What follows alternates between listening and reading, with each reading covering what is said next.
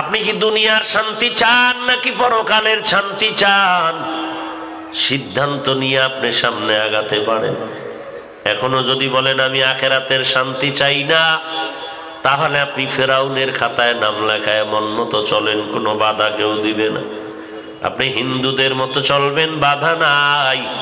আপনি নামাজ কেন পড়েন নাই, কেউ আপনাকে জিজ্ঞাসাও করবে না। আর যদি বলেন না আমি জান্নাতে যেতে চাই, পরকালের শান্তি চাই, তাহলে আপনি নামাজ কেন পড়লেন না? দুনিয়ার আদালতে আপনার বিচার হবে, মরণের পরও বিচার হবে।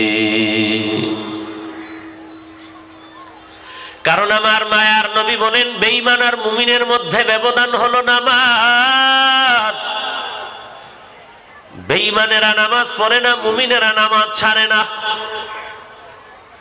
ও নবী উম্মতের জানায় দেন,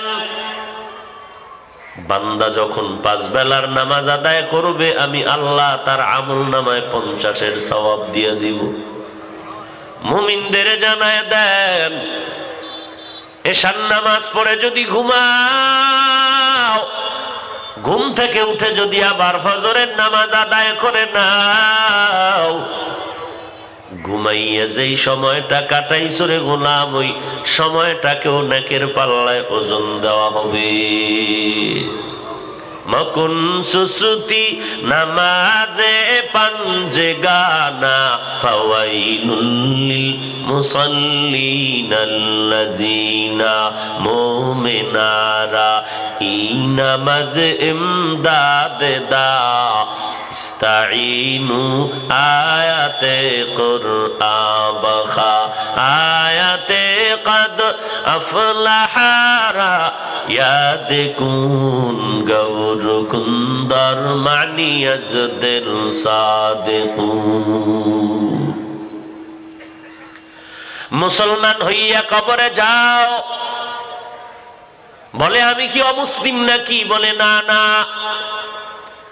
ও বান্দা, তুমি অমুসলিম হও নাই, তবে আল্লাহ কেন বললেন ও মুমিনেরা মুসলমান হইয়া কবরে যাও? আমি মুসলমান হতে পারছি কিনা জানি না, তবে আল্লাহ আমার মতো মুমিনকে কেন বললেন ইয়া আইয়ুহাল্লাযীনা আমানু দুখুলু ফিস-সিলমি কাফা? ও মুমিন, তুমি ইসলামের মধ্যে পরিপূর্ণ ঢুকে যাও। আপনি আমি পূর্ণ মুসলমান হতে পারলাম কিনা জানা নাই, তবে আল্লাহ মুমিনকে কেন বললেন ইয়া আইয়ুহাল্লাযীনা আমানু আমিনু বিল্লাহ? ও মুমিন, আল্লাহর উপর ঈমান আনো, রাসূলের উপর ঈমান আনো। মুমিন তো ঈমান আনিয়েই তো মুমিন হয়েছে, আবার কেন বললেন ঈমান আনো? ইয়া আইয়ুহাল্লাযীনা আমানু আমিনু বিল্লাহ। আল্লাহ মুমিনকে আবার কেন ঈমান আনার দাওয়াত দিতেছেন? মুমিন তো এমনি ঈমান আনছে, এই জন্যই তো সে মুমিন। আল্লাহ কেন আবার মুমিনকে দাওয়াত দিলেন ঈমান আনো? মুমিনের ঈমানের কেন দাওয়াত দিলেন আমার আল্লাহ? মুমিনের আল্লাহ যদি ঈমানের দাওয়াত দিতে পারে, মুসলমান হইয়া মুসলমানের কেন বয়ান করা যাবে না? তাবলীগ ভাইজানেরা মুসলমানের কেন দাওয়াতের কথা বলতে পারে না? নবী তাবলীগ করছে কাফেরের কাছে, তুমি মুসলমানের কাছে তাবলীগ করো কেন? তুমি মুসলমানের দাওয়াত দাও কেন? যে মুসলমানরা যে এটার নামে মাত্র মুসলমান, আর সব বেজাতির অনুসরণ করে, এটারে ফিরাইব কে? এটা খবর আছে। আর যেই হজরতে বলতেছেন সেই হজরতেও কিন্তু এরকম একটা মুসলমানের মজমায় বয়ে বলতেছে। তুমি যদি হিন্দু পাড়ার মন্দিরে গিয়ে বলতা, এই মিয়া আমি দাওয়াত দেই হিন্দুদের, তোমরা তাবলীগওয়ালারা মুসলমানের কেন দাওয়াত দাও, তাহলে মানা যাইতো। তুমিও মুসলমানের সামনে দাঁড়াইয়া মাইক লইয়া বয়ান করো, আবার কও তাবলীগওয়ালারা মুসলমানের দাওয়াত দাও কেন? এমনি চোরের চুরি আরো সিনা চুরি, এমনি চোরের চুরি আরো সিনাজুরি।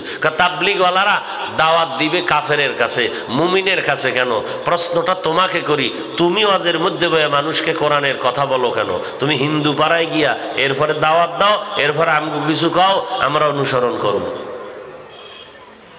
কথা বুঝাইতে পারি নাই? এরে নবীর আশিকের দল, 12টা মাস প্রতিদিন জোহরের পরে, আসরের পরে, মাগরিবের পরে, এশার পর শুধু মুসলমানের বয়ান চলে, তাবলীগের বয়ান, পীর সাহেবের বয়ান, বক্তাদের বয়ান। এরপরও মুসলমান গাঞ্জা খাওয়া বন্ধ করে না, ইয়াবা খাওয়া বন্ধ করে না, মদ পান করা বন্ধ করে না, দাড়ি ছাটা কাটা বন্ধ করে না, বেপর্দা বন্ধ করে না, জবানের গালাগালি বন্ধ করে না, ফেসবুকে গীবত শাকায়াত বন্ধ করে না, চুরি ডাকাতি আর রাহজানি বন্ধ করে না, মানুষের সম্পদ লুট করা, দুর্নীতি করা বন্ধ করে না। এগুলো কত বড় মারাত্মক। সুদের টাকায় ব্যবসা করো বান্দা, মদ পান করতেছো, চুরি ডাকাতি করতেছো, এগুলো সব বান্দার হক নষ্ট করতেছো। আল্লাহর হক আল্লাহ মাফ করে দিবেন। বান্দার হক যদি তুমি নষ্ট করো, আল্লাহ তাআলা বান্দা ক্ষমা না করলে করবেন না। একটা গালি দিছো বান্দারে, ওই বান্দা আসলে গালির কাজ করে নাই, তুমি তার হকের উপরে জুলুম করেছো। এই গালিটার দ্বারা যতক্ষণ তুমি বান্দার থেকে ক্ষমা না নিবা, ততক্ষণ পর্যন্ত আমার আল্লাহ তোমাকে ক্ষমা দিবে না। তুমি এই হাত ধইরা কাও, হযরত আমি আপনার একটা গালি দিয়েছি, ভুলে মাফ করে দেন। বান্দা যখন তোমারে মাফ করবে, আমার আল্লাহও তোমারে মাফ করবে। এই জন্যই তো আল্লাহ বলেছেন, ইমানদার দাবি করো সুদের টাকায় ব্যবসা করো, তোর ইমানের দাম নাই। ইমানদার দাবি করো চুরি করো, তোর ইমানের দাম নাই। ইমানদার দাবি করো মানুষের হক নষ্ট করো, তোর ইমানের ভ্যালু নাই। ইমানদার দাবি করার পরে পর্দা করো না, তোমার ইমানের ভ্যালু নাই। তোমার মতো ইমানওয়ালাকে আল্লাহ বলেন আমিনু বিল্লাহ, ও ইমানদার আল্লাহর উপরে আবার নতুন করে ইমান মজবুত করে নাও। ও মুসলমান, মুসলমান হইয়া কবরে যাও। ইমানদার তোমার ইমানটা তুমি ভর্তি ফরম পূরণ করেছো, স্কুলের মধ্যে কলেজের মধ্যে ভর্তি ফরম পূরণ করলে হবে না, ক্লাস করা লাগবে। আবার ক্লাস করলেই হবে না, পরীক্ষাও দেওয়া লাগবে। পরীক্ষা দিলেই হবে না রে বাবা, আগামী বছর যদি ভর্তি হতে চাও, এই পরীক্ষায় তোমার ভালো লেটার নিতে হবে। ইমানের কালেমা পড়লেই তুমি জান্নাত পাবে না।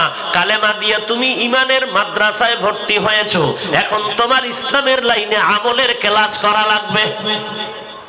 শুধু ক্লাস করলে হবে না, এই ক্লাসের পরীক্ষা নেওয়া লাগবে। পরীক্ষা দিলেই হবে না, পরীক্ষায় পরিপূর্ণ পাশ করা লাগবে। না হয় তোমার সামনে তরাক্কি হবে না, তোমার মূল্যায়ন হবে না, কবরের জান্নাতের বিছানা তুমি পাইবা না। অতএব পরীক্ষা দিতে হবে। আর এই পরীক্ষায় যদি পাশ করতে চাও, তাহলে যেই পরীক্ষা যারা নিবেন তাদের মন মতো তোমার জীবনটা চালাতে হবে। অতএব বান্দা তুমি ইমানটারে মজবুত করো, মুসলমান হইয়া কবরের দেশে রওনা হয়ে যাও। তোমার ইচ্ছা কোনো ইচ্ছা নাই, তোমার চলাটা তোমার চলা হবে না, সবকিছু হবে আমার আল্লাহর জন্য, নবীজির তরিকায়। নবীজির তরিকায় খানা খাও সওয়াব, না খায়া থাকবা তাতেও সওয়াব। নবীজির আদর্শ মতে টুপি পরবা সওয়াব, নামাজ পড়বা সওয়াব। নবীর তরিকা ছাড়া নামাজ পড়বা, তাতেও কোনো সওয়াব নাই। এই জন্য মুসলমান, নামাজ পড়লে যেমন সওয়াব, নামাজ না পড়াটাও তেমন সওয়াব। কোরআন তেলাওয়াত করা সওয়াব, জিকির করা সওয়াব, কোরআন তেলাওয়াত না করাটাও সওয়াব। এরে নবীর উম্মতের দল, রোজা রাখাটা যেমন সওয়াব, রোজা না রাখাটাও তেমন সওয়াব। কেমনে হবে বাবা? সব হতে হবে আমার রাসূলের তরিকায়। নবীজির তরিকা আর আদর্শ এত সুন্দর, সারা দুনিয়াতে এমন সুন্দর আদর্শ আর কোথাও খুঁজে পাওয়া যাবে না। যেই আদর্শ দেখে কত শত বেঈমান আজ নবীর আদর্শের গোলাম হইয়া কালেমাওয়ালা মুসলমান হয়ে গেল। অথচ মুসলমানের ঘরে জন্ম নিয়েও তুমি ইসলামের সাইনবোর্ড লাগাইতে পারলা না। মাথার চুলের মধ্যে তোমার ইসলামের আমল নাই, গালের মধ্যে মদিনাওয়ালার আদর্শের আমল নাই, পোশাকের মধ্যে মদিনাওয়ালার আদর্শ নাই, তোমার খানা দানার মধ্যে মদিনাওয়ালার আদর্শ নাই, তোমার নখ কাটার মধ্যে মদিনার নবীর আদর্শ নাই, তোমার চলাফেরার মধ্যে মদিনার নবীর আদর্শ নাই।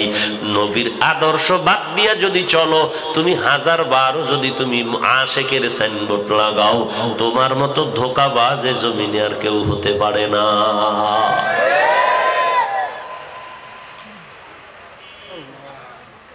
নবীর আশেক দাবি করে, একটু খানা সমস্যা, তরকারি নাই, চাল ডাল নাই, দৌড়ায় গেছে হারাম কোথায় পাওয়া যায় সেখান থেকে হারাম খাবো, বাঁচার জন্য হারাম খাওয়ার জন্য পাগল, সুদের টাকায় ব্যবসা করার জন্য পাগল। তুমি রসুলের আশেক দাবি করো, লজ্জা কোথায় গেল তোমার? অথচ পয়গম্বরের সাহাবী এত পরিমাণে গরীব, ঘরের চুলায় আগুন জ্বলে না, খানা নাই, কিন্তু জামাতে নামাজ পড়া বাদ দেয় না। মসজিদের মধ্যে আজান হচ্ছে, ইকামত যখন হবে অন্যান্য সাহাবায়ে কেরাম আগে আগে গিয়া মসজিদে বসে অপেক্ষা করেন, আমার নবীজি আসবেন, ইমামতি করবেন, নামাজ আদায় করে নবীর বয়ান শুনে ঘরে যাব। একজন আল্লাহর নবীর সাহাবী অন্যান্য সাহাবাদের থেকে একটু আলাদা ভাবে মসজিদে যায়। বলে কেমন? বলে যখন সবাই নামাজের ইকামত দেওয়া হয়, দাঁড়ায় যায়, তখন সাহাবী মসজিদে ঢুকে নামাজে দাঁড়ায়।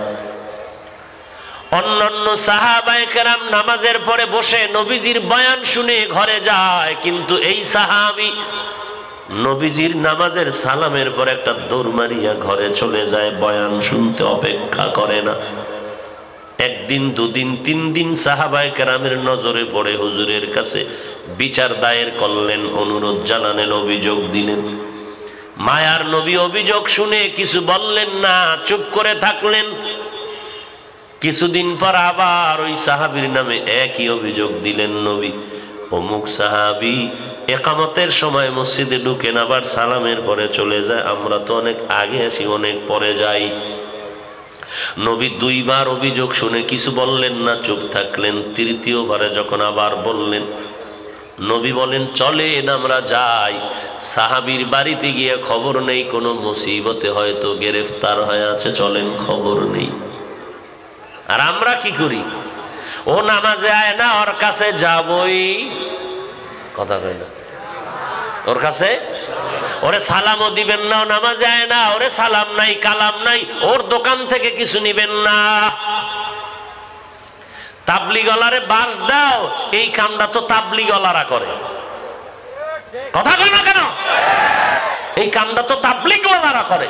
তুমি তো বলো নামাজ পড়ে না, যাব না, তাবলিগলারা বলে শতবার যাব, তাকে দাওয়াত দিতেই থাকবো, আসুক আর না আসুক।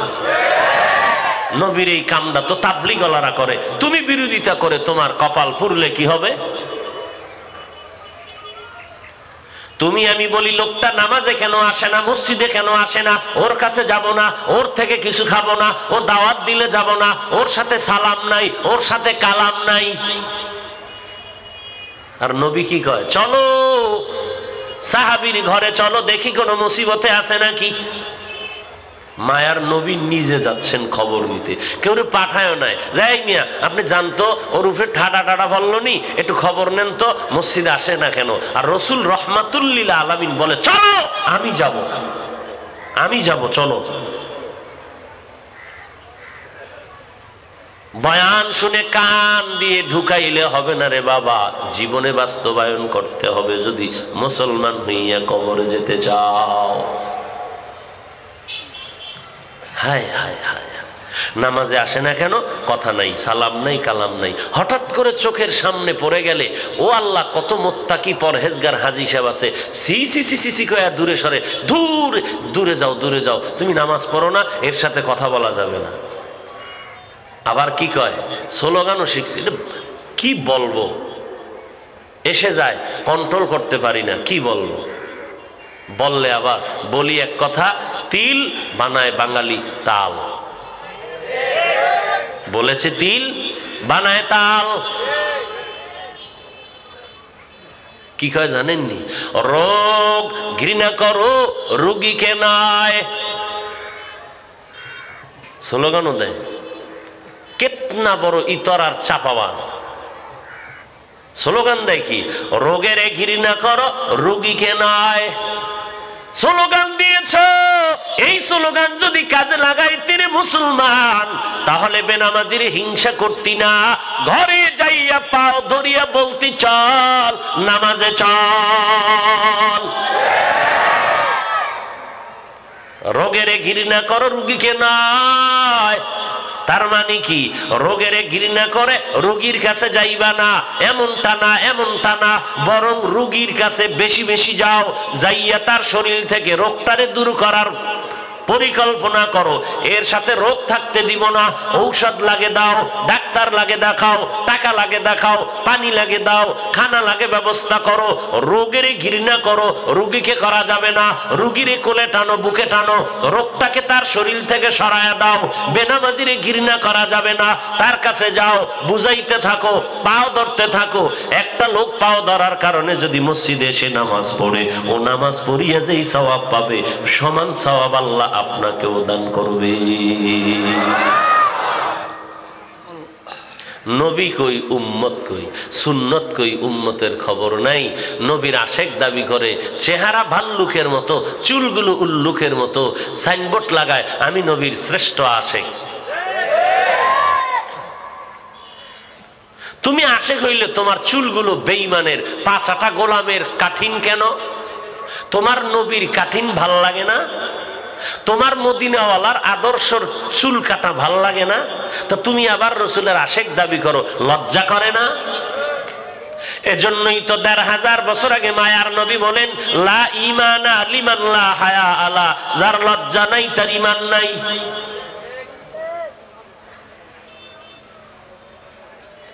নবী চললেন সাহাবীর বাড়ি, কি খবর? মায়ার নবী সাহাবীর ঘরের কিনারায় গেলেন, সালাম আনতে বললেন, ঘরের মধ্যে কে আছো একটু বেরিয়ে আসো, আমি রাহমাতুল লিল আলামিন তোমার ঘরের কিনারায় দাঁড়িয়ে আছি। ভেতর থেকে কোনো আওয়াজ নাই। আবার কিছুক্ষণ পরে আওয়াজ, কে আছো? কোনো আওয়াজ কেন দাও না? আসসালামু আলাইকুম ইয়া আহলাল বাইত। এটা হলো ঘরে ঢোকার এজাজত। কি বলেন ভাই? আসসালামু কাবলাল, কথা বলার শুরুতে সালাম দাও।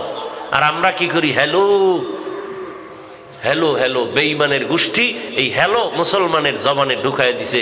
মুসলমানের আওয়াজ ছিল সালাম, যে আসসালামু আলাইকুম, এটা হবে মোবাইলের প্রথম আওয়াজ।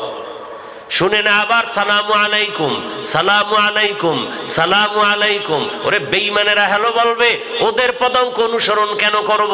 আমি সালামু আলাইকুম বলে একটা সুন্নতের আমল জিন্দা করি। মদিনার নবী বলেন, ক্বালান নবিয়্যু সাল্লাল্লাহু আলাইহি ওয়া আলিহি ওয়া সাল্লাম, মান তামাসসাকা বিসুন্নতি ইনদা ফাসাদি উম্মতি ফালাহু আজরু মিআতি শাহীদ। ফাসাদের সময় একটা সুন্নতের আমল করো, গলা কাটা 100 শহীদের সওয়াব পেয়ে যাবে। সুবহানাল্লাহ। তো জীবনভর কইলেন, সুন্নতের আমল কই? সুবহানাল্লাহ কইছে, এটা কইতে তো আর টিকিট লাগে নাই, সালাম দিতে টিকিট লাগে। সালাম দিবে না, হ্যালো হ্যালো, কিন্তু যদি একটা মিস কল পায়, এরে সালাম দেয়। হ্যাঁ, একটা মিস কল পাইছে কোন ম্যাডামের, এরে সালাম দিতেছে। এখানে সালাম দিতেছে বেগানারে, বউরে সালাম দেয় না। বুঝেন নাই? বেআইন সাহেব মোবাইল করছে, আসসালামু আলাইকুম বেআইন সাহেব, ভালো আছেননি? চাস্তো বোন সালাম দিছে, চাস্তো বোনের সালাম, মামতো বোনের সালাম, ফুফাতো বোনের সালাম, বউরে সালাম দেয় না, আপন বোনের সালাম দেয় না, আম্মা জানের সালাম দেয় না, আব্বা জানের সালাম দেয় না, আপন ভাইরে সালাম দেয় না, বেগানারে সালাম দেয় এগানা বানানোর জন্য। অথচ বেগানারে সালাম দেওয়া জায়েজ নাই, কারণ সালামের দ্বারা মোহাব্বত বাড়ে। সালামের দ্বারা কি বাড়ে? দেখছেন নি? আমরা শত্রুরে সালাম দিব, আমরা দেই যারে নিষেধ করা হয়েছে এরে সালাম দেয়, আর অন্যটিরে সালাম তো দেয় না, শুধু হ্যালোর উপরে যথেষ্ট করে দেয়। এরা যদি কয় সুন্নি, কেমন ফিডা দরকার? হ্যাঁ, রাগ করেন না? আল্লাহ মাফ করেন, আমাকেও মাফ করেন, আপনাদেরও মাফ করেন। ঘরে ঢুকতে গেলে আগে সালাম নাকি? হাজি সাহেব কেমন আছেন? আসসালামু আলাইকুম। সালামটাও দিছে একটা বেঈমানি স্টাইলে সালাম, আসসালামু আলাইকুম। এটা সালাম হইল? আরে মুসলমান, তুমি বিএ পাশ করেছো, মেট্রিক পাশ করেছো, তোমার আব্বা তোমাকে সালামটা শিখায় নাই, তোমার কপালের মাঝখানে ধিক্কার। তুমি একটা মুসলমানের সন্তান, আসসালামু আলাইকুম এই শব্দটাও তুমি শিখতে পারলা না। এটা নিয়েও বলে কত ট্রল চলে বাংলাদেশে, যে সালামের ভিতরে বলে জঙ্গির গন্ধ আসে। এমনি পাগল, এর যদি হয় মাথা খারাপ। এমনিতেই কি পাগল, এর যদি হয় মাথা খারাপ। চিন্তা করেন, তার চেহারারও তো একটা সীমানা থাকা দরকার। সালামের ভিতরেও বলে জঙ্গির গন্ধ আসে। সি সি সি সি, আল্লাহ হেদায়েত দান করে। তাহলে আজকে থেকে সালাম স্টার্ট করবেন ইনশাআল্লাহ। একটা সুন্নত জিন্দা করেন, মোবাইলে হ্যালো হবে না সালাম হবে? এগানার সাথে না বেগানার সাথে? বেগানা। বেগানা বুঝেননি? যারা বিয়া করতে পারবেন এই ব্যক্তি বিয়ার আগে বেগানা, বিবাহের আগে কিসে বেগানা, বিয়ার পরে হবে এগানা। আম্মা জানের সালাম দিবেন, মায়ের কলিজা ঠান্ডা হবে, মদিনাওয়ালা খুশি হবেন। কি বলেন ভাই, রাজি আছেন ইনশাআল্লাহ? আল্লাহ তৌফিক দান করেন। নবীজি সালাম দিলেন, ঘরের মধ্যে ঢুকতেও তো এজাজত লাগবে না, সালাম দিয়ে এজাজত নিতে হবে। আসসালামু আলাইকুম ইয়া আহলাল বাইত। আর আমরা গিয়ে কই, কেউ ঘরে আসেননি? এরপর যদি আওয়াজ না যায় দরজার উপরে মারে লাথি, এজাজত নিতেছে লাথি মেরে। আল্লাহ নবী সালাম দিলেন, কোনো জবাব নাই। তৃতীয়বারে যখন আওয়াজ নবী শুনেন, ভেতরে শুধু ছোট আওয়াজে কান্নার আওয়াজ শুনেন। সাহাবী কান্না করে বলেন, পয়গম্বর আমি আপনার সামনে আসবো, এরকম একটি দামি পোশাক আমার পরনে নাই। নবী চিন্তায় পড়ে গেলেন, একটা চাদর দিয়ে দিলেন। সাহাবী চাদর আবৃত হয়ে নবীর সামনে এসে কান্না করতেছেন আর বলতেছেন, নবী আমার এই ছোট্ট ভাঙা ঘরের মধ্যে আমরা দুইজন স্বামী আর স্ত্রী বসবাস করি, দুজনে মিলে আমাদের একটা কাপড়। যখন আজান হয়, নামাজের ইকামত শুরু হয়, ঘরের মাঝখানে একটা গর্ত বানায় রেখেছি, ওই গর্তের মধ্যে আমার স্ত্রীকে রেখে আমি কাপড় উপরে নামাজে যাই, নামাজ আদায় করে সালাম ফিরানো মাত্র আবার দৌড়াইয়া ঘরের মধ্যে এসে আমার স্ত্রীকে কাপড়টা দিয়ে আমি গর্তের মধ্যে চলে যাই। আমার স্ত্রী ওই কাপড় পরিধান করে নামাজ আদায় করে। আমার নবী হাত উঁচু করে দোয়া করলেন, হে আল্লাহ, যেই বান্দা এত কষ্টের মধ্যে তোমাকে ভুলে নাই, আমি রহমাতুল লিল আলামিন বললাম, তুমিও এই বান্দাকে ভুলিও না।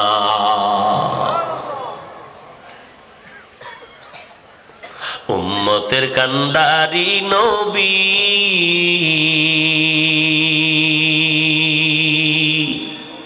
কাঁদছেন উম্মতের লাগি, এখনো কাঁদেন নবীজি, এখনো কাঁদেন নবীজি, শুয়ে মদিনার পানে। নবী বিনে কে তারাবে পুলসিরাত মিজানে, নবী বিনে কে তারাবে পুলসিরাত মিজানে। চলো চলো চলো মুমিন, চলো নবীর সন্ধানে, নবী বিনে কে তারাবে পুলসিরাত মিজানে, নবী বিনে কে তারাবে পুলসিরাত মিজানে। নবী আমার জীবন ভারে, দিনের লাগি কষ্ট করে, দান দান শহীদ করিলেন, দান দান শহীদ করিলেন উহুদেরই ময়দানে। নবী বিনে কে তারাবে পুলসিরাত মিজানে, নবী বিনে কে তারাবে পুলসিরাত মিজানে। এমন এতিম নবী আমার, পিতা মাতা নাই যে তাহার,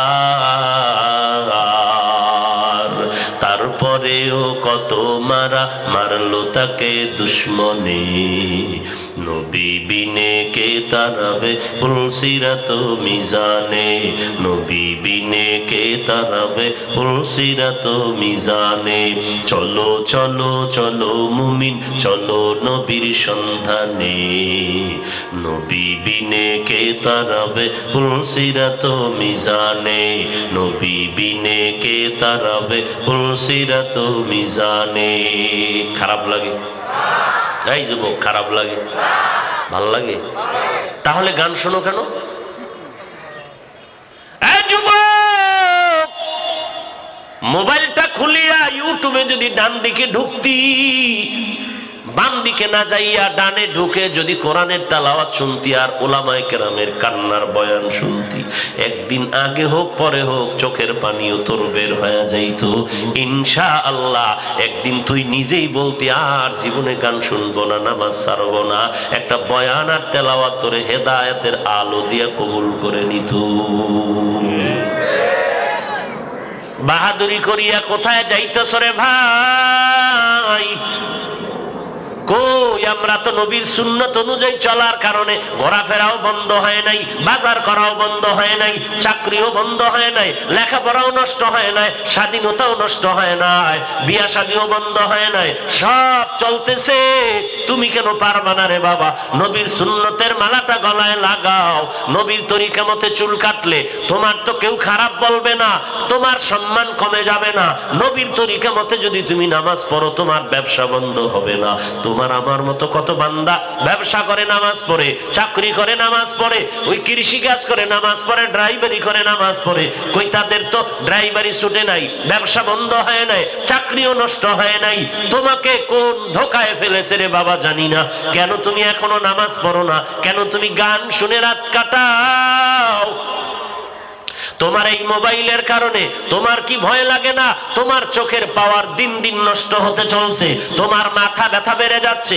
এই মোবাইলের কারণে আল্লাহর দেওয়া আরামের ঘুমটা নষ্ট করে ফেলেছো। এই মোবাইলের কারণে তোমার হাত দুর্বল হয়ে যাচ্ছে, তোমার কি খবর নাই? এই মোবাইলের কারণে তোমার মা বাবার সাথে তোমার দূরত্ব বেড়েই চলছে। এই মোবাইলের কারণে তোমার শিক্ষক আর ছাত্রের মাঝে দূরত্ব চলতেছে। এই মোবাইলের গজবের কারণে আজ তোমার হাতটা নাপাক হতে চলছে। এই মোবাইলের গুনাহের কারণে তোমার চোখ দুইটা নাপাক হতে চলছে। এই মোবাইলের গুনাহের কারণে তোমার অন্তরটা নাপাক। এই মোবাইলের গুনাহের কারণে তোমার ব্রেন নষ্ট, মেধা কমে যাচ্ছে। তোমার এই মোবাইলের গুনাহের কারণে আয়নার সামনে তাকাইয়া দেখ, তোর চেহারাটার লাবণ্যতা কমে যাচ্ছে। যেই চেহারা আমার আল্লাহ সৌন্দর্য দিয়েছেন, পাউডার লাগানো লাগবে না, ক্রিম লাগানো লাগবে না, 40 বছর পর্যন্ত চেহারার লাবণ্যতা নষ্ট হবে না। কিন্তু তোমার 30 বছরের আগে চেহারাটা নষ্ট হলো কেন? একমাত্র কারণ এই মোবাইলের কারণে। আজ এই মোবাইলে তোমাকে বেয়াদব বানায় ফেলেছে, তোমার খবর নাই। মোবাইলের কারণে তুমি আজ বেয়াদবিমূলক আচরণ মায়ের সাথে করো, মা বাধা দিছে, মায়ের গালি দিছো। মোবাইলের কারণে বাবায় ধমক দিছে, বাবারে খারাপ কথা বলেছো। মোবাইলের কারণে শিক্ষক তোমাকে ধমক দিয়েছে, তুমি শিক্ষকের সাথে খারাপ আচরণ করেছো। আর এখন তো আর খারাপ আচরণ নাই, কিছু হলেই শিক্ষকের বিরুদ্ধে আন্দোলন করে ছাত্ররা। এটা একটা অশনি সংকেত, কপাল পরার আলামত। আল্লাহর কসম একবার, আল্লাহর কসম দুইবার, আল্লাহর কসম তিনবার করে বলি, ওয়াল্লাহি বিল্লাহি তাল্লাহি, একটা অক্ষর যে তোমাকে শিক্ষা দিবে সে তোমার মাথার মুকুট। ওরে বান্দা, যদি কিছু করে তুমি তার বিরুদ্ধে যাও না, আন্দোলন করিও না। আল্লাহর কসম, যেই ছাত্রগুলো শিক্ষকের বিরুদ্ধে আন্দোলন করবে সে যেই লাইনে পড়ুক, মাদ্রাসার স্কুল বুঝি না, ওর কপাল দুনিয়াতেই ধ্বংস, পরকালে ধ্বংস।